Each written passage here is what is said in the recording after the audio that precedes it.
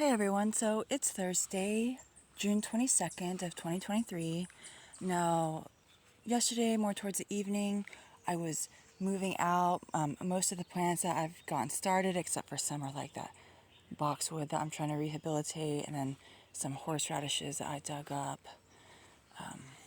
Now these, remember, I dug up wrong time of the year so I could start getting it ready to bring to a friend.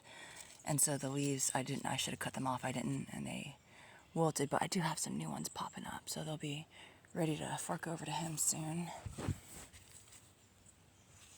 But yeah, wow, something has been up through here overnight, knocking these over. Some animals been checking them all out, so we'll see what gets munched. But yeah, my good King Henry is still in the front under the shade because I had just divided them.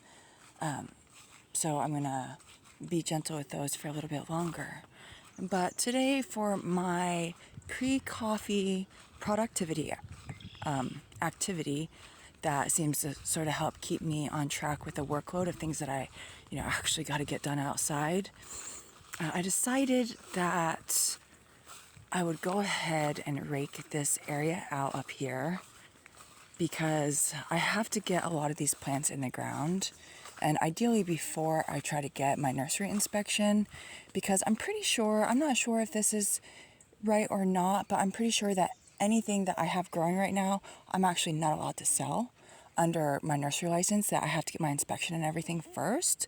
So again, I had planted those other plants to be my mother plants. So those are going to be my kind of permanent residents that give me seeds and give me root divisions and things like that in the future. So, this area here, I have planted with the azuki beans right now. Eventually, this whole upper area is going to be nursery space as I expand into it. I am still going to reserve some area for my own vegetable garden this year and just a small vegetable garden. But instead of trying to commingle all my plants with my own perennial gardens that are more for like my own personal use and stuff, I'm going to go ahead and pop my Seombadis. I got to put them out because of the shade under these trees. So maybe I'll have a hosta bed back under the shade eventually once I get enough hostas going.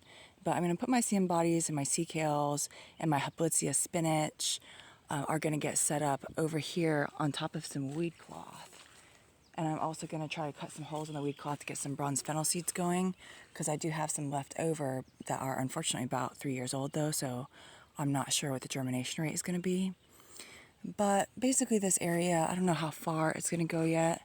It depends on how many plants I got to put in. I might actually space it out further to be here because I have quite a bit of Seombadis and giant coleworts, the greater Sea Kale, but not necessarily all of those are going to go up in here. I've decided I'm going to put one of my giant coleworts by my neighbor's mailbox because it is going to be one of my like specialty plants that is just a beautiful edible vegetable that's a perennial. So I don't know, I might just see how this goes, but as you can see, I have quite a bit of shade right now, and it is a little bit of an overcast day, so I feel like it was an okay day to bring my plants out. I'm just trying to figure out how exactly this is going to work out since I have so much shade back in here. But it should get better throughout parts of the day, and hopefully they'll grow nice and luscious.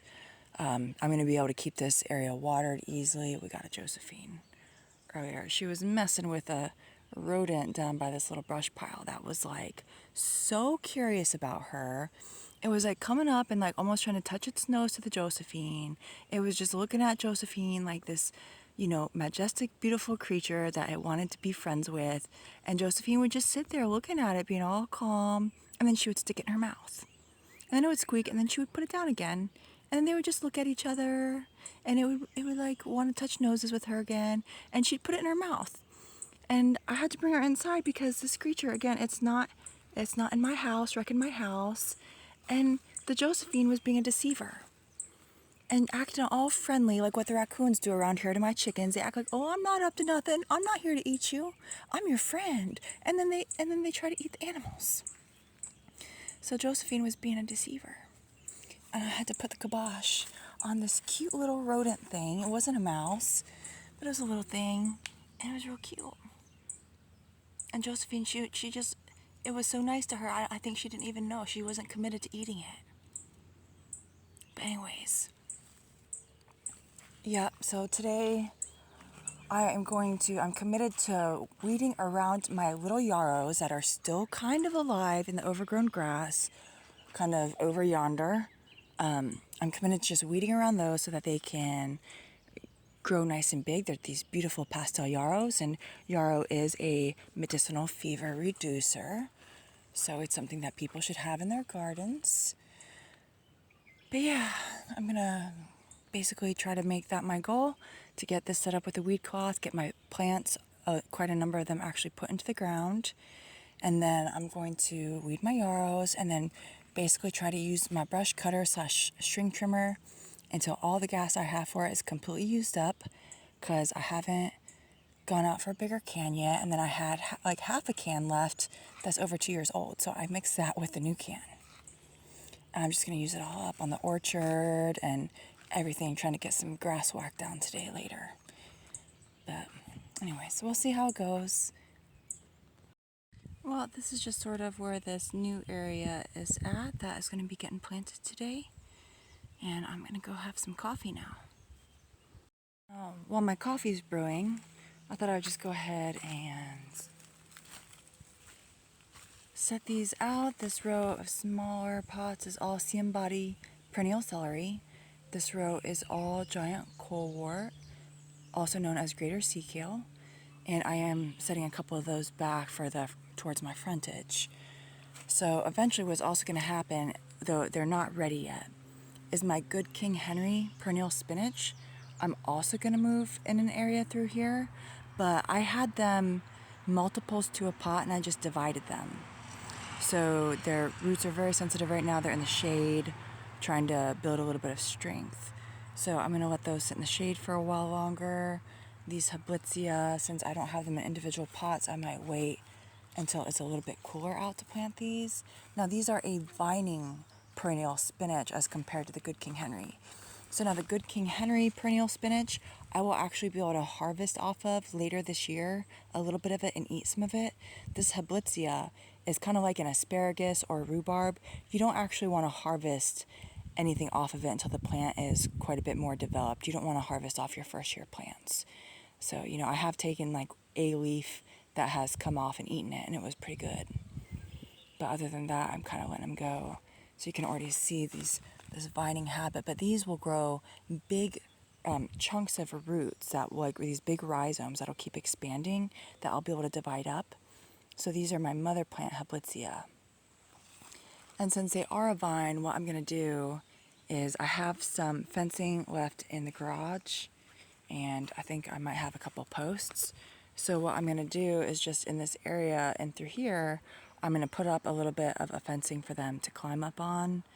I haven't decided. I'm waiting to see how the sun is right now with the shade of this tree that I may or may not cut back a little bit of it. It has such a beautiful shape that I'm a little hesitant to cut some of it back, this maple, but I might do it just to make sure I can have this space be productive. So the Hablitzia is going to be going over here. I'm going to have to keep it super well weeded, but I'm so excited about all three of these plants. I mean, as well as a Good King Henry, although for some reason slightly less so about the Good King Henry, although it is a pretty cool plant. I do have some sorrel plants that I may also pop up in here as my sorrel mother plants, because some of these I'm going to be collecting seed from, so I'm not just going to be doing root divisions, but also starting new plants from seed. So it's going to be interesting. I think I mentioned my giant asparagus in another video, how I'm going to be planting some of that by the roadside. So it looks like I have so many big giant asparagus trees. Hopefully I'm going to get a ton of berries. And then this area, after I get my annual vegetables done for the year, I'm going to be able to, I have to keep this area super well weeded. And then I'm going to plant it with my asparagus seeds, my giant asparagus seeds. And then I'll just be able to keep them in the ground here for a couple years while they grow up a little bit bigger, or I might plant them while they're still small on the roadside. Now people might think that giant asparagus on the roadside is an absurdity, And the truth is that it is, but it is also roadside asparagus is a part of the cultural heritage of my region, the Rifle River region here in Michigan. And there's a lot of people who grew up harvesting asparagus off the roadside, even next to like these farm frontages and stuff. There's just like wild asparagus growing by the road. And so some people, it's how they grew up, and some of them, they still do it. And they'll take their bikes down and they'll harvest the asparagus, and it goes on their dinner table.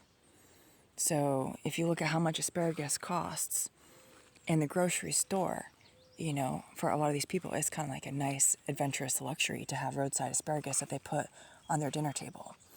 So even for those who have grown out of harvesting the roadside asparagus as they've grown up, you know, for the people that actually grew up in my area, I really hope that when I have my huge giant asparagus growing next to the roadside, that they get a real big kick out of it, and that it makes them smile and remember the good old days. So I want that area to be productive and trolltastically awesome and abundant. So anyways, I think my coffee's probably done brewing, so I'm gonna get over to that. Although I'm not entirely convinced that I need it. Well, the sun is getting kind of high today. I had taken a little bit of a break earlier, and I got these in the ground. So these are my giant Colewort mother plants that are going to be over here, and my Seombadi. Now I was pretty excited because I didn't pot these Coleworts up all that terribly long ago, and I had a couple that their roots were already reaching down to the bottom of the bigger pots that they were in. Because remember, these are all things that I started from seed on the West Coast. So some of these were already down to the bottom of these pots with their roots. So it's definitely a good time to get these up in there. And now that I'm finally trying to acclimate all my plants to the sun, I see some of my coleworts, my broader leaved things, are wilting just a little bit. So I'm just going to try to keep them super hydrated. I have just a slightly overcast day to help ease them into this before they get the beating sun. So we'll see how they do. I'm going to keep an eye on them very carefully, and if any of those other plants that I don't have in the ground start taking too badly to all the sun, since they've been in a just part shade, like a part shade, part sun situation for so long, I'm going to move them back into some partial shade. So we'll see how it goes. But I'm going to go ahead and wait. And then I'm going to do the Hablitzia, and I guess I'm doing the Hablitzia over there, but I am going to pop my Sorrels in a little grouping over here, and then later on I'll do my Good King Henry in a grouping, and I'm just going to see what else I'm going to pop in over here. I am thinking about letting 3 of these giant coleworts grow to full mature size, and once this fills out in another year or 2 years, however long it takes, I am going to pop out that one and that one during dormancy to give these other ones space to just fully fill out. And then I'll relocate those other 2 when they're dormant one of these years. But anyways, exciting times. I haven't eaten anything yet today, so my tummy's grumbling. I'm going to go do that. Well, it's a little bit after 7:30 in the evening. I did have some neighbors stop by kind of unexpectedly earlier to socialize, so I have lost some work time today, but I'd say it was worth it. So this is kind of what I've been doing today. I got my Seombadi, my giant colewort, and my sorrel planted here, and then I'm still waiting a little longer to do my Good King Henry in through here. And unfortunately, I am expecting to lose 2 or 3 of my Hablitzia, as some of them are having some issues. So like this one was already kind of dying. But I had a little bit of a hard time driving in these stakes. I fortunately had a few left over in the garage. But there's a lot of roots down there and things like that. And then there's a little bit of a clay hard pack in this area, I suppose. So that's about 14 foot long or so. And I just put the stakes in. Now the Hablitzia Perennial Spinache, it says grows in full sun, but also grows in the understory of temperate forests. So I decided I would start it over there on the shady side and let it reach for the sun as it vines out. And I just cut some overhang onto my wire here and sort of folded these ends over to hold it up. I do need to go through and add some additional supports. This is just part of an old tomato cage. It's not really on there super good, but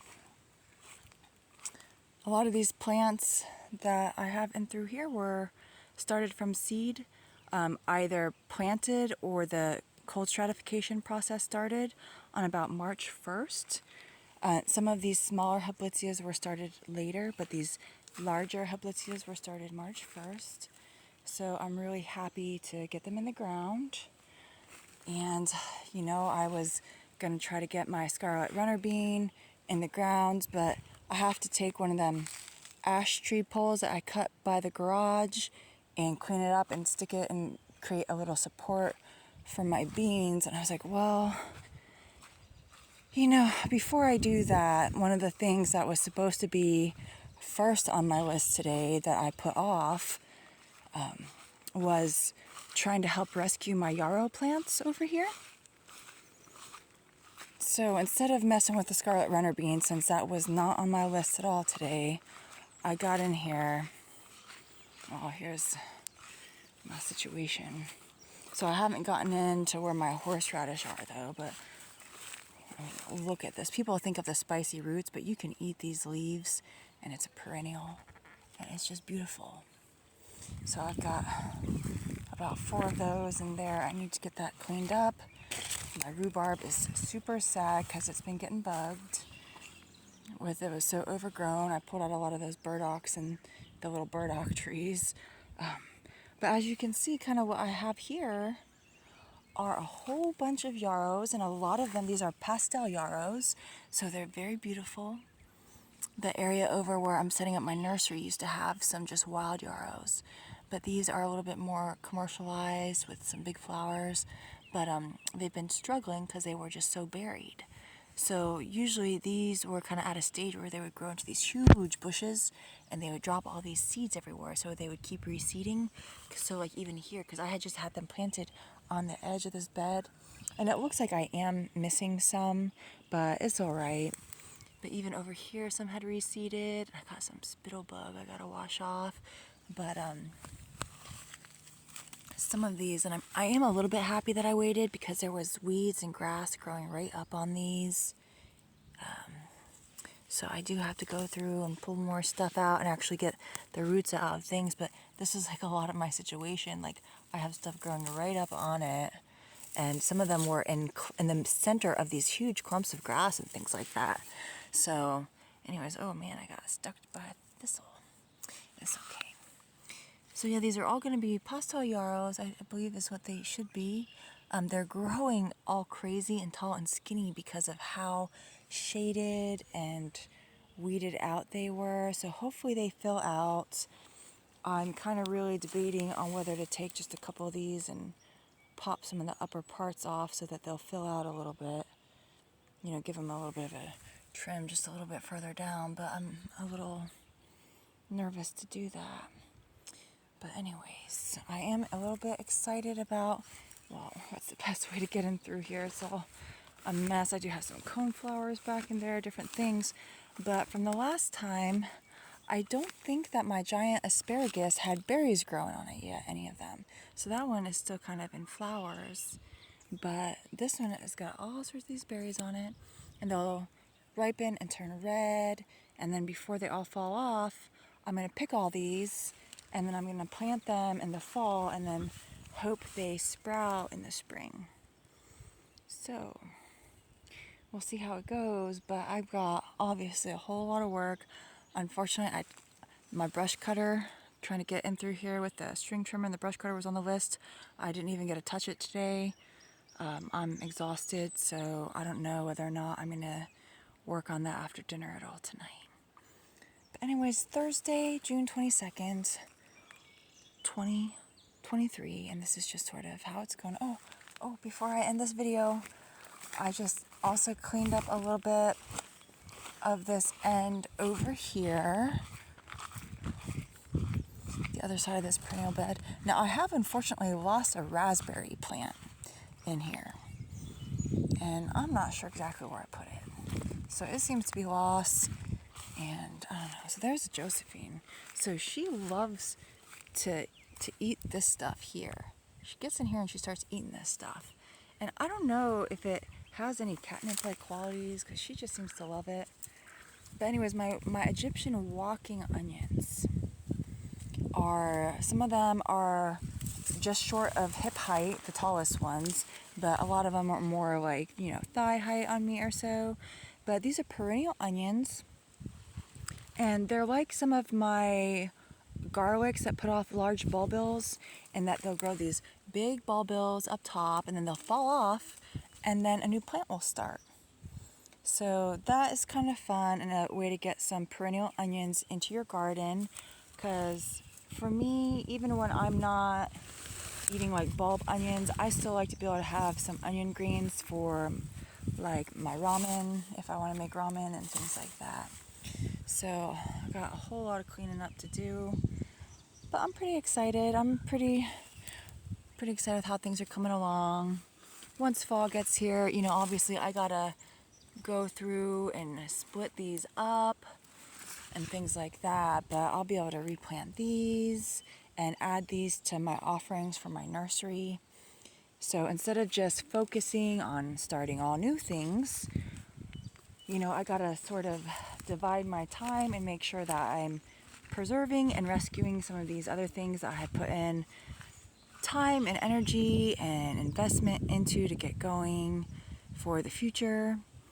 And I just really love it. Now this chocolate mint, that's all, it's just come all in through here. And this is why a lot of people don't like mints, but it smells so amazing when I'm in here weeding. And it's just taken over everything, that when I'm weeding and I'm just having to pull out fistfuls of this, it just doesn't even matter to me because I'm just drowning in the stuff. You know, and eventually I'll be able to make tea out of it and things like that. It smells so good. You could even just like put it in your bath water probably. I don't know. That sounds kind of appealing, but I gotta be super careful in through here. I'm gonna have to put in, it's such a mess in through here, I may have to put in a couple little stepstones temporarily. I am gonna have to use those flat little concrete things later for some other stuff, but in the meantime, I might just pop a couple in here so I know, okay, it's safe to put my foot here without squashing things, because like over in there, I got a beautiful coneflower that's going to be coming up eventually, and it's just surrounded by some weeds and things, and I've almost stepped on it. I've almost stepped on my asparagus, my little asparagus. So anyways, that's just kind of where it's at, and I don't know. I'm just going to go ahead and splice these videos together. Unfortunately, you guys have probably realized I don't edit these. I don't even go back and watch them before I splice them together and post them, because I know that if that was my goal, I would not be getting any videos posted at all, and I would not have any of this period of time captured. So we'll see how it goes. Now, I had wanted to do kind of like a health-related video today that is a little more educational and maybe a little bit different from these farmstead videos, but I am so exhausted that is going to have to wait until tomorrow or the weekend. So in any case, take it easy, y'all.